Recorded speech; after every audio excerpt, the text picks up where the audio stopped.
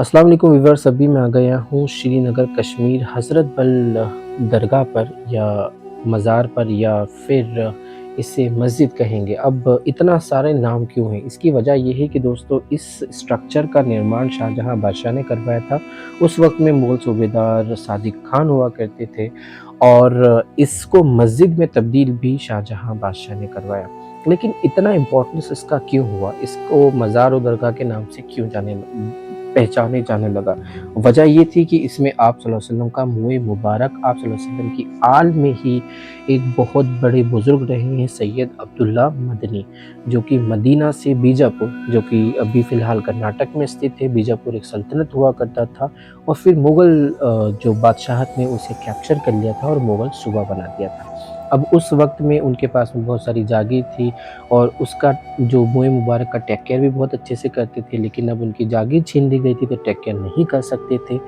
अब फिर ये कश्मीर कैसे पहुँचा? कहानी यहाँ से थोड़ी बदलती है। नूरुद्दीन एशाई एक बहुत अमीर कश्मीरी थे, उनको मालूम पड़ा कि बीजापुर के अंदर आप सल्लल्लाहु अलैहि वसल्लम का मुँह मुबारक है और टेक केयर करने के लिए उनके जो कस्टोडियन हैं सैयद अब्दुल्ला, उनको ज़रूरत है, तो उन्होंने सैयद अब्दुल्ला को बुला लिया था, उनके बेटे सैयद हमीद को भी।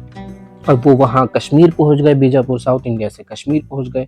नूरुद्दीन एशाई आप सल्लल्लाहु अलैहि वसल्लम से बहुत मोहब्बत रखते थे, तो उन्होंने फिर यहाँ पर ये जो हज़रत बल दरगाह है, यहाँ पर उन्होंने फिर उस मुँह मुबारक को एस्टैब्लिश किया। अब ये बात जो अगले बादशाह रहे औरंगज़ेब को मालूम पड़ती है, तो वो नूरुद्दीन एशाई को कैद कर लेते हैं और मुँह मुबारक जो है वो अजमेर शरीफ पहुँचा देते हैं। अब कहानी यहाँ बदलती है। औरंगज़ेब रहमतुल्लाह अलैह को बताया जाता है कि आप सल्लल्लाहु अलैहि वसल्लम का दीदार होता है और उन्हें ये हुक्म होता है कि नूरुद्दीन एशाई और मुँह मुबारक को हज़रत बल में ही इस्टेब्लिश किया जाए और हज़रत बल को दूसरा मदीने के नाम से भी कश्मीर में जानते हैं।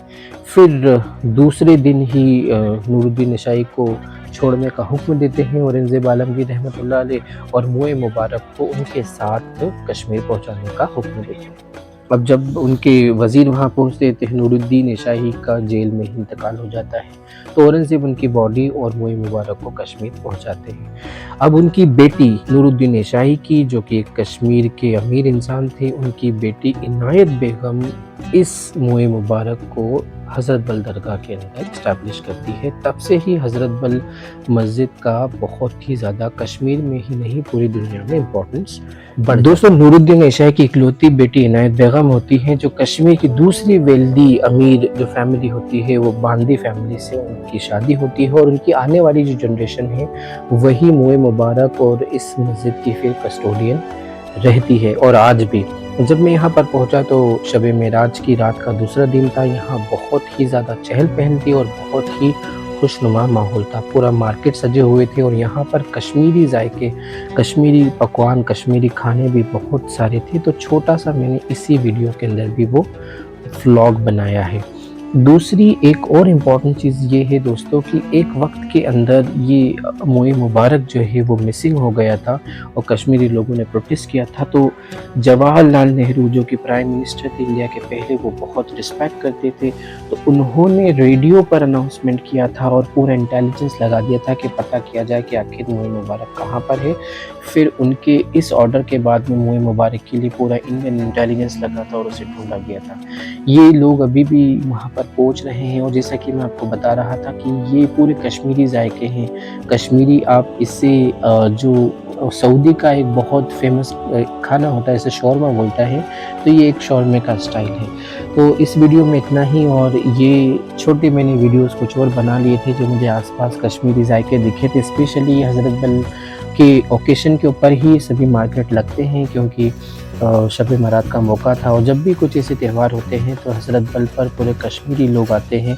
आपके यहाँ पर सिटी में कोई भी ऐसी दरगाह या मज़ार हो और कोई त्यौहार होता है तो वहाँ मेला लगता है तो कमेंट में ज़रूर बताइएगा और क्या आपके यहाँ पर बनाया जाता है। So thank you for watching, keep smiling, जज़ाकल्लाह खैरा। And as I tell you that I'm traveling all over India just to tell you the real history of all Sufia and Sultan and connection between them. So please like, share and subscribe my channel. Thank you for watching. Jazakallah khaira. Assalamu alaikum wa rahmatullahi wa barakatuh.